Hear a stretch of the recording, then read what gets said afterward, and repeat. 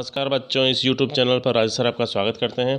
आज अपन माध्यमिक बोर्ड परीक्षा द्वारा जारी क्लास 11th 11वीं के कृषि जीव विज्ञान के मॉडल पेपर की बात करेंगे।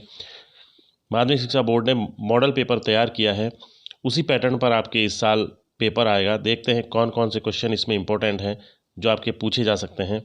इसमें देखो बहुविकल्पी प्रश्न आएंगे, ऑब्जेक्टिव टाइप क्वेश्चन, जिसका जो एग्जाम्पल है देखिए कि जैव प्रौद्योगिकी निम्नलिखित से संबंधित है। इस तरह के प्रश्न आएंगे। तो इसमें 4 ऑब्जेक्टिव हैं: जंतु, रसायन, सूक्ष्म जीव और उनकी उपयोगी प्रौद्योगिकी से या वर्गीकी से। तो ये 4 ऑप्शन है बच्चों। इन 4 ऑप्शन में से जो ऑप्शन सही है उसको आपको चुनना है और सही निशान लगाना है। अगला जो प्रश्न है, प्रश्न नंबर 2, गुणसूत्र के दोनों क्रोमेटिड जुड़े होते हैं किससे? तो यहाँ 4 ऑप्शन है: गुणसूत्र बिंदु से, केंद्रिक से, तारक काय से या मध्यवर्ती पटलिका से। तो जो आंसर सही है आप उसको लगाएं और आप देखें कि जब मैं इसका आंसर की जारी करूंगा तो आप उससे टैली कर सकते हैं कौन कौन से क्वेश्चन आपके सही हैं। अगला प्रश्न है, पुष्प के अनिवार्य अंग कौन से हैं? देखो 4 इसमें ऑप्शन है, तो जो ऑप्शन सही है उस पर आप राइट का निशान लगाएं। अगला प्रश्न है, फ्लोएम का कार्य है, क्या कार्य है? इसमें दे रखे हैं 4 ऑप्शन। अगला प्रश्न है, निषेचन के समय नर युग्मक और अंड कोशिका के संयोजन से निर्माण होता है। किसका निर्माण होता है? फल का, सहायक कोशिका का, बीज का या निषिक्तांड का। जो इसमें आंसर है उसको आप टिक करें। अगला क्वेश्चन है, किस वैज्ञानिक ने 5 जगत प्रणाली प्रस्तुत की? प्रश्न नंबर 7, गूगल का औषधीय रूप से महत्वपूर्ण पदार्थ भाग है, यानी कौन सा भाग इसका महत्वपूर्ण होता है औषधि के रूप में। अगला प्रश्न है, आनुवंशिक जनक किसे कहा जाता है? अगला प्रश्न है, निम्नलिखित में से क्लोरोफिल का संरचनात्मक घटक कौन सा है? राजस्थान को कितने जलवायु क्षेत्रों में विभक्त किया गया है? प्रश्न नंबर फिर 2 है बच्चों। ये अब तक जो प्रश्न थे ऑब्जेक्टिव टाइप के प्रश्न थे। अब जो प्रश्न है वो एक एक लाइन के उत्तर आपको इसमें देने होते हैं। तो देखते हैं प्रश्न नंबर 2, कोशिका विभाजन की कौन सी अवस्था में जीन विनिमय होता है? प्रश्न नंबर 3, खाद्य संरचना युक्त रूपांतरित 2 मूलों के नाम लिखिए। प्रश्न नंबर 4, फ्लोएम की सह कोशिका का कार्य बताइए। प्रश्न नंबर 5 है, दीमक के कौन से सदस्य बंदी होते हैं? अफीम के 2 उपयोग लिखिए।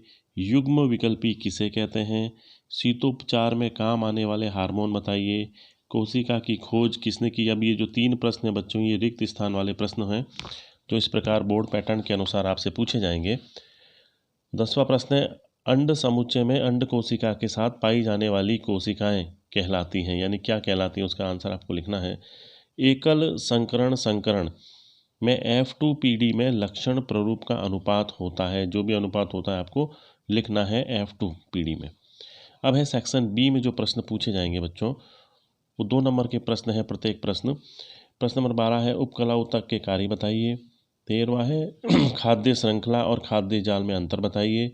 प्रश्न नंबर 14 है, मूल के कोई 4 कार्य बताइए। लेकिन इसके अथवा में भी प्रश्न है, अगर आपको इसका उत्तर नहीं आता है तो इसके ऑप्शन में है, एक प्रारूपिक पुष्प के अनुदैर्घ्य काट का चित्र बनाइए। तो आप इसका चित्र भी बना सकते हैं।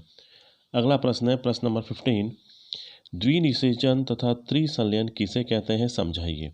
इसके अथवा में जो प्रश्न है, प्रतीप बीजांड की संरचना का नामांकित चित्र बनाइए। तो ये सेक्शन बी के क्वेश्चन थे बच्चों। अब अपन बात करेंगे सेक्शन सी की।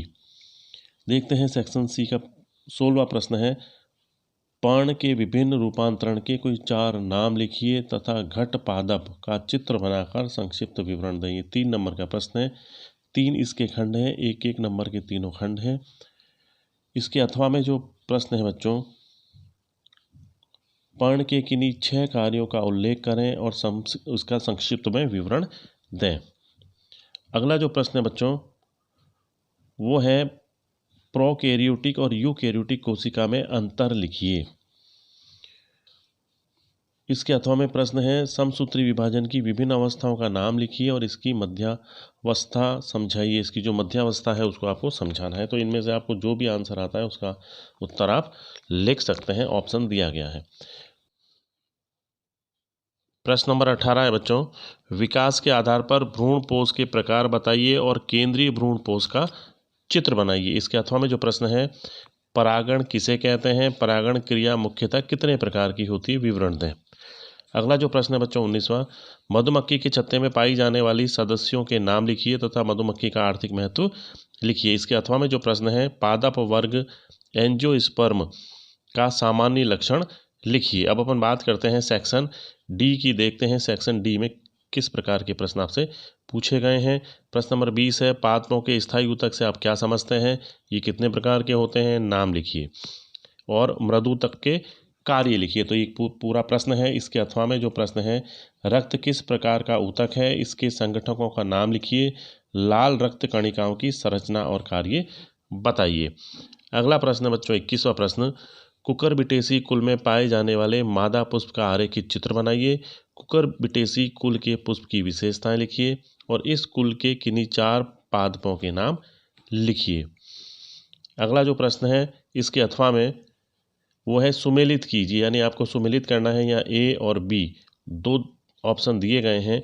ए में जो लिखे हैं ये किससे मैच करते हैं, वो आपको मैच करना है, सुमेलित करना है। जैसे अफीम, अश्वगंधा, गूगल, शतावरी, ग्वारपाठा, पुंकेसर, असंख्य और बंध्य पुमंग यानी मादा पुष्प। तो ये किस किस से यहाँ पर मैच करते हैं, उसके आधार पर इसको आपको आंसर लिखना है। अगला जो सेक्शन है, सेक्शन ई की अपन बात करेंगे। देखते हैं इसमें 2 प्रश्न हैं, 22वां और 23वां प्रश्न। दोनों प्रश्न में 3-3 ऑप्शन दिए हुए हैं। 3 ऑप्शन में से जो उत्तर आपको सबसे अच्छा आता है उसका आंसर आप लिख सकते हैं। प्रश्न नंबर 22 है, पंच जगत प्रणाली को विस्तार से समझाइए। इसके अथवा में जो प्रश्न है, एनेलिडा संघ की मुख्य विशेषताएं लिखिए, संघ ऑर्थोपोडा की मुख्य विशेषता लिखिए और संघ मोलस्का की मुख्य लक्षण लिखिए। अगर आपको इन दोनों के आंसर भी नहीं आते हैं तो इसका तीसरा ऑप्शन और है जिसका उत्तर आप लिख सकते हैं इसी प्रश्न में। वो है, पादप जीवन चक्र को संक्षिप्त में समझाइए या एंजियोस्पर्म पौधों में पीढ़ी एकांतरण का रेखांकित चित्र द्वारा समझाइए। तो इन तीनों ऑप्शन में से जो ऑप्शन आपको सबसे अच्छा था उसका आंसर आप लिख सकते हैं। अगला प्रश्न बच्चों, प्रश्न नंबर 23, चक्रीय तथा अचक्रीय प्रकाश फास्फोरिलीकरण में अंतर बताइए। प्रकाशिक अभिक्रिया में संपन्न होने वाले चक्रीय फास्फोरिलीकरण का रेखांकित चित्र बनाइए। इसका अगर आपको उत्तर नहीं आता है तो इसमें ऑप्शन है अथवा में, पादप हार्मोन के प्रकार और नाम लिखिए। FW वेंट द्वारा जई के पौधों पर किए गए प्रयोग का सचित्र वर्णन कीजिए। अगर आपको इसका भी उत्तर नहीं आता है तो एक ऑप्शन और है आपके पास, ऑक्सीन क्या है, पौधों पर ऑक्सीन के कार्यकीय प्रभावों को समझाइए। तो ये इसमें 3 ऑप्शन दिए गए हैं बच्चों। इस प्रकार ये मॉडल पेपर माध्यमिक शिक्षा बोर्ड ने इस बार तैयार किया गया है। न्यू पैटर्न के आधार पर है। 2021 में से इसी पैटर्न पर आपसे प्रश्न पूछे जाएंगे, तो आप इसके उत्तर को ढूंढिए और जब मैं इसके आंसर की लेके आऊँगा तो आप उससे टैली कर सकते हैं कि कितने आंसर आपके सही हैं। मेरे चैनल को सब्सक्राइब कीजिए, केमी साइंस विद राजेश सर। इसका जो अगला मॉडल पेपर है सेकंड एग्रीकल्चर बायोलॉजी का, वो जल्दी आपके सामने लेकर आऊँगा, तो आप चैनल को जल्दी से जल्दी सब्सक्राइब कीजिए।